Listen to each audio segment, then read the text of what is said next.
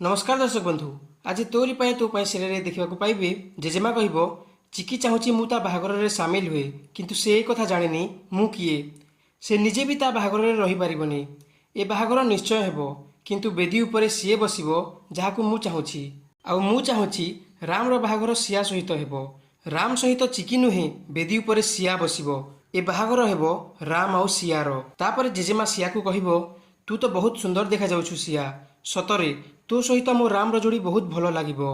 तापर सिया कहबो हेले आई राम मते बाहा ही गली भी से मते किबे आपणेबाकू चाहिबिनी। अन्यपटे राम कहूतिबे एकदम सत, तम बिना मो लाइफ रे आउ केही आसी परिबेनी। मने मने मु तुमको बहुत आगरु निजर करि सारिछि कि आउ आजी दुनिया सामने मु तुमको निजर करबाकू जाउछि। आजी तमे केवल मो वाइफ नुह मो लाइफ बनिबाकू जाउछो। देखुछ कि सहरर नंबर 1 लॉयर को तमे केमिति रोमांटिक बनै देलो। से जेमिति भी होना कहीं आज मु सबुदिन तुमर ही जीवी। तापर जेजेमा कहबो राम सबु बेले सियार ही थिला आउ सियार ही रहिबो।